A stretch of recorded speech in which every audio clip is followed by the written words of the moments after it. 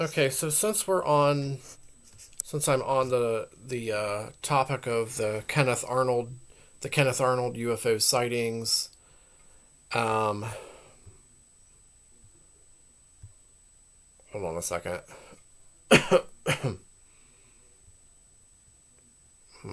My like my computer kind of froze there a little bit. Okay, so since I'm on the doing a bunch of videos on the Kenneth Arnold UFO sighting of 1947 and just 1947 related sightings in general. I came across um, Reddit this Reddit post from a couple years ago called Kenneth Arnold and His Description of UFOs. So I kind of wanted to go over this and just see about some of the interesting comments here. So he describes the original poster says he describes them flying like saucers, not their shape, but how they skipped across the sky like stones on water. So if you're unfamiliar with the Kenneth Arnold sighting, of course you could watch part one of my own video about it if you want to, or just look it up on Google. Um, my question is it purely coincidental that his description uses the phrase saucers when there se- seems to when which then seems to lead onto thousands of sightings of flying saucers? I can't wrap my head around this. It seems too much of a coincidence, or am I missing parts of the story or historical timeline? For the record, I personally believe flying saucers are real, but I also think this is excellent evidence to the contrary. Thoughts?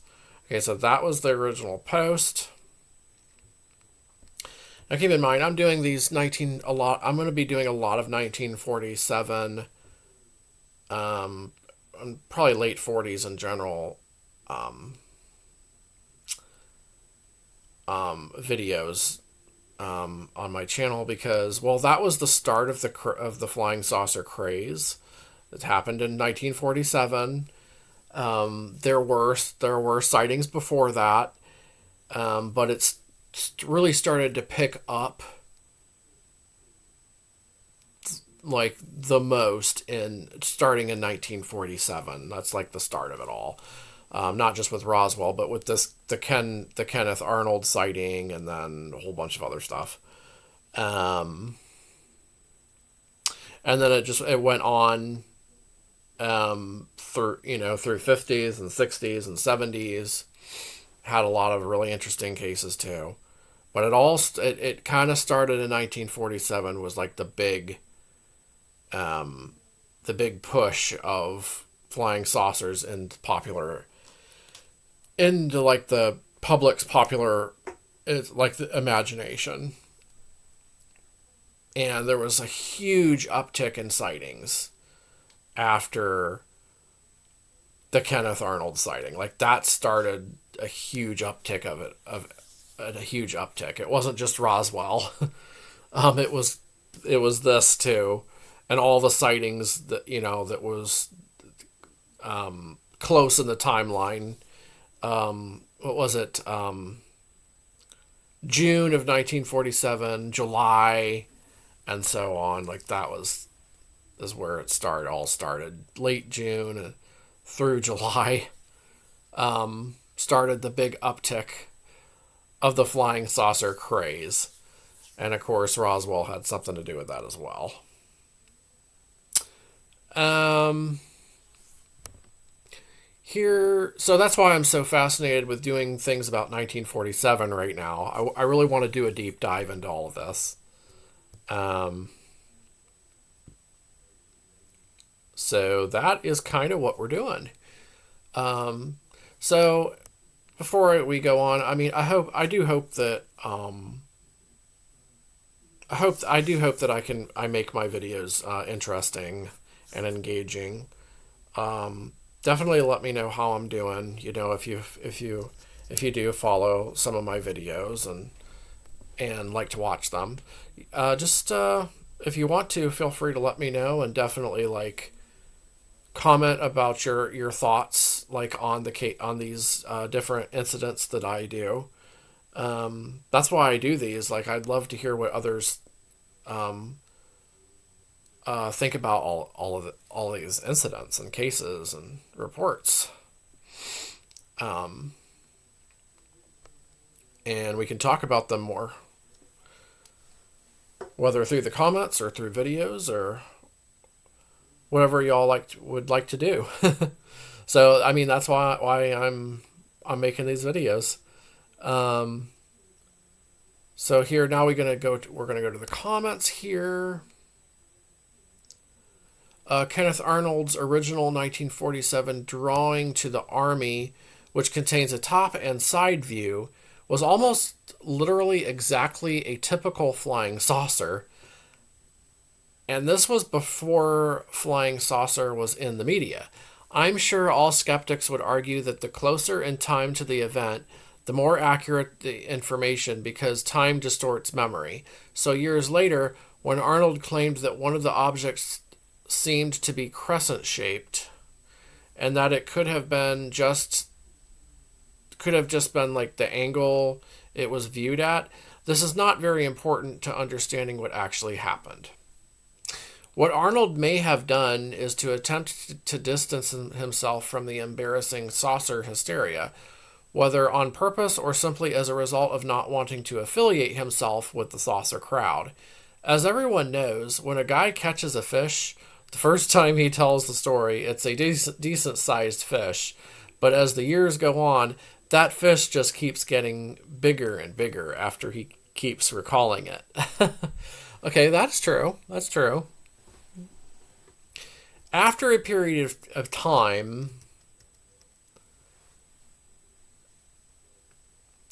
Arnold eventually posed in front of a drawing of a crescent-shaped object.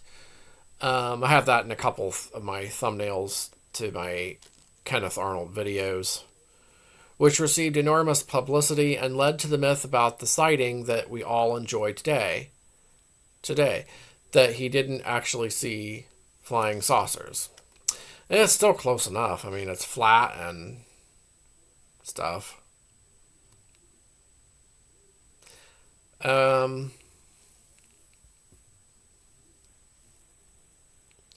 Then somebody said, let's see, the topic poster says, I agree with all of that, but it doesn't explain the coincidence of his description of them as moving like saucers, yet never actually describing their shape as saucer-like. And then the explosion of flying saucer sightings.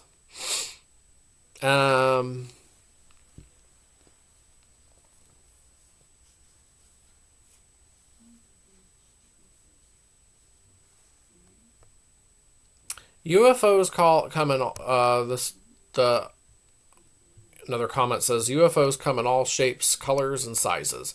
So even if it was the case that the UFO looked exactly as his 1947 drawing showed, that doesn't say much at all. If every other subsequent sighting by somebody else was seeing exactly that, but misinterpreting it by 5% as a perfect saucer, it's not hard to fathom. Alternatively, since flying saucer wasn't in Arnold's head at the time because it hadn't been reported yet, he may have made the assumption that it must have had at least a little bit of wing to understand why it was in the sky. So then the original poster says, yeah, great point. Just, let's see.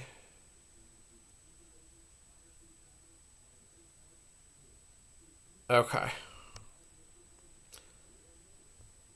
So he agrees with that previous commenter. A black and white photo was taken in Phoenix the day after Arnold's sighting showing a crescent-shaped UFO. Secondly, anytime your story is picked up by the press, your words will be twisted.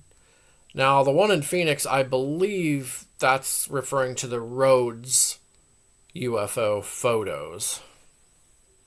Yeah. Another pretty interesting incident there is the Rhodes photos. Yeah, that's 1947 too. Arnold himself said there was both one crescent-shaped UFO as well as discs in the group of UFOs that he witnessed. Oh my gosh. There are more links / discussion and other comments on this thread. That was also a very shady period of time as far as propaganda and so on, which actually extended all the way through the 60s at least. So that adds another layer of obfuscation on top of it all. All right. There's a lot of interesting discussions here. This is, of course, from the UFOs Reddit. The UFO Reddit community. This was 2 years ago. I only recently joined this community, so I, haven't read any of these, but they're always really interesting to go over. You learn a lot just from this because there's a lot of people that already know a lot more about these cases than I do, and that a lot of others do. There's a lot of really there's just a lot of people that know a lot about these cases. So you could kind of learn a lot in a short amount of time too, but just by reading their comments and posts.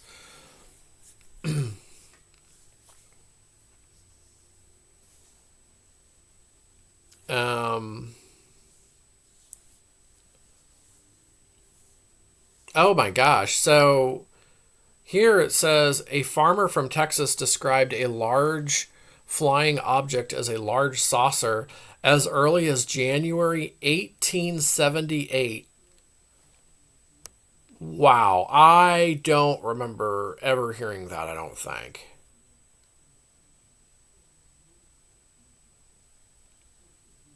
Wow.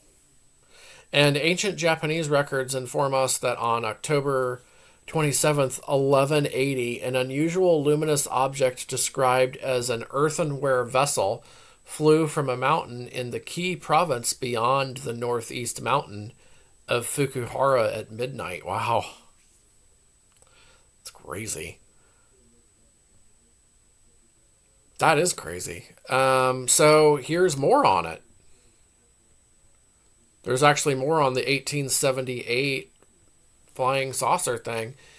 Man, I almost want to do its own video. That's crazy.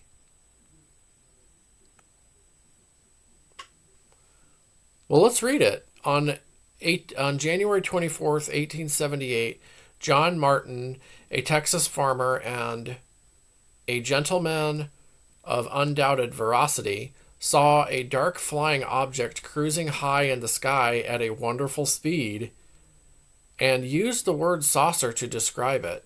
The story appeared in the January 25th, 1878 edition of the Denison Daily News under the heading A Strange Phenomenon.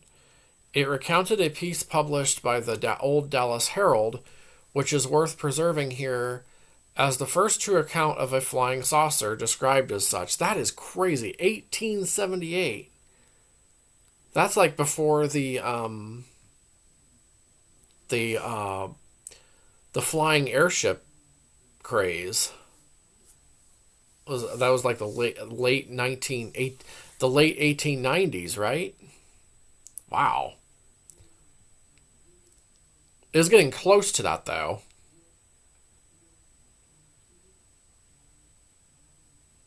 It recounted a piece published by the Old Dallas Herald, which is worth preserving here. Okay. Mr. John Martin, a farmer who lives some 6 miles north of this city. while out hunting, had his attention directed to a dark object high up in the northern sky. The peculiar shape and the velocity with which the object seemed to approach riveted his attention, and he strained his eyes to discover its character. When first noticed, it appeared to be about the size of an orange, which continued to grow in size. After gazing at it for some time, Mr. Martin became blind from long looking and left off viewing in order to rest his eyes. On resuming his view, the object was almost overhead and had increased considerably in size, and appeared to be going through space at a wonderful speed. When directly over him, it was about the size of a large saucer and was evidently at a great height.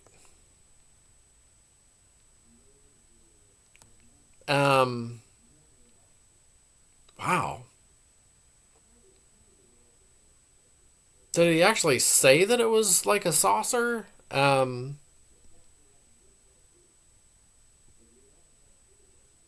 It's a dark object. I mean, did he actually say that? Though, like, that's crazy, man.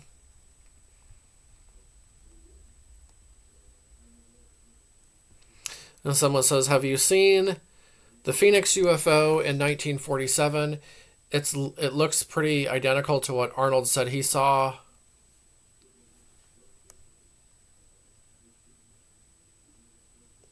Of course, he's talking about the Rhodes UFO photographs. Yeah, he said that's how they moved. You're pretty much right that everyone interpreted that wrong, too.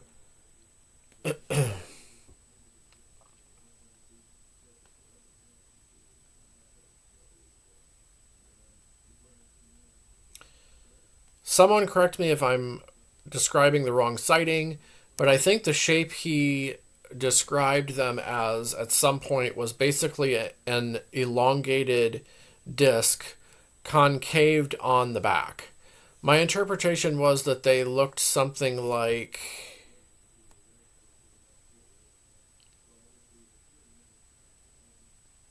he's got a link here from the top as far as the shape. Well, Arnold did draw what he thought he saw, so.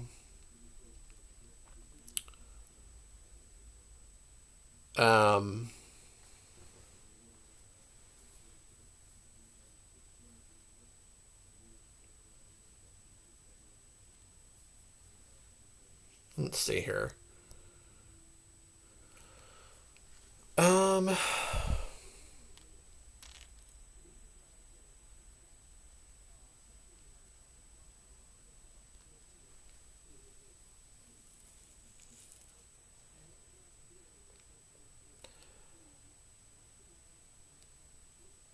Let's see here.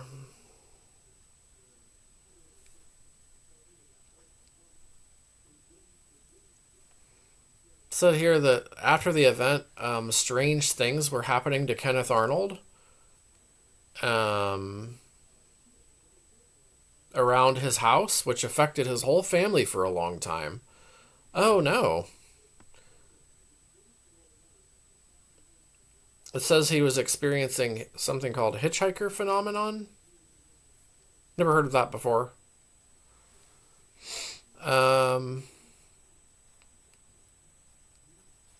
don't know. I don't know.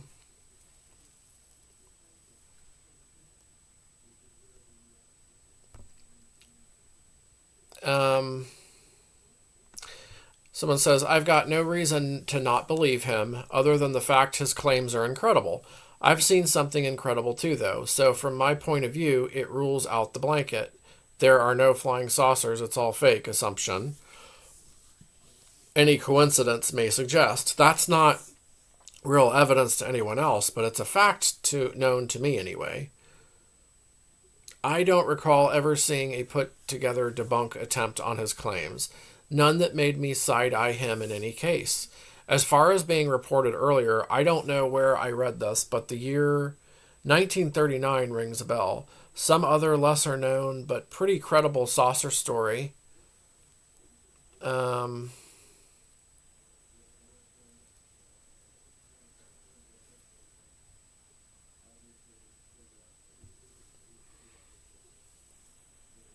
Let's see.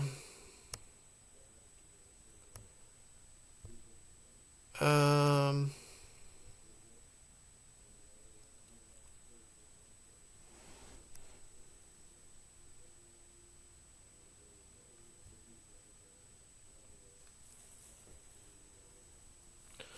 so Arnold's description, he says that they were, let's say, something like a pie plate that was cut in half with a sort of a convex triangle in the rear.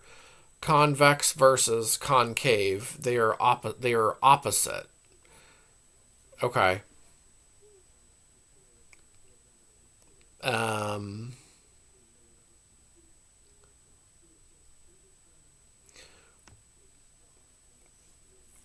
let's see.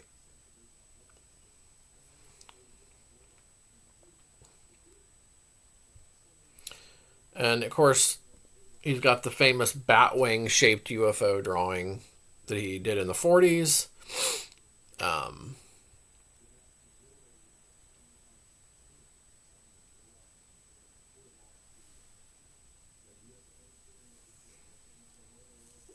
let's see.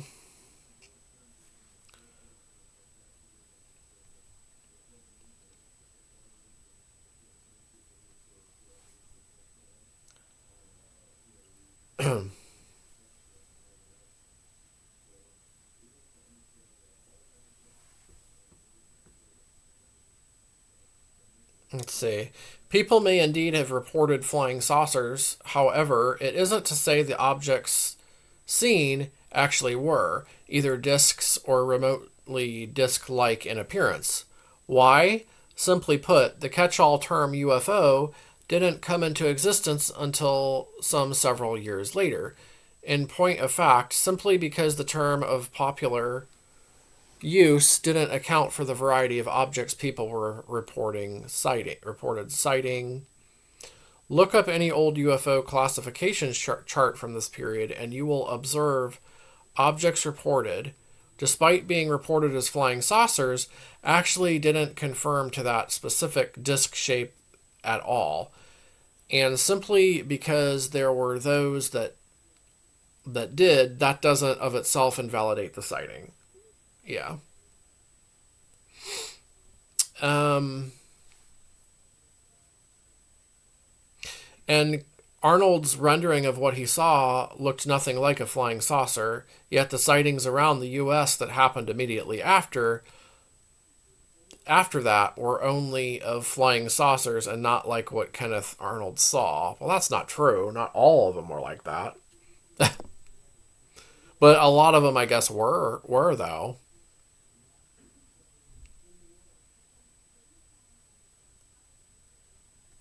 So says here the important portion is they seemed longer than wide, which almost rules out the crescent shaped drawing years later as being accurate simply because the crescent drawing, otherwise known as the batwing drawing, depicts an object that is wider than long. Right, right. Um, at best, one of the objects was crescent shaped and the rest were saucers, giving the benefit of the doubt that his memory was still accurate years later. Yeah, because he said that too. So, um,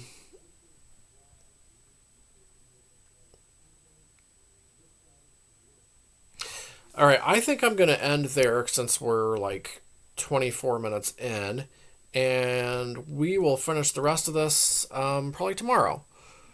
But I did want to start go through this. It's pretty interesting. Um, but yeah, let me know your comments and thoughts below on the things that we went over in this video, and I'll be back with more soon.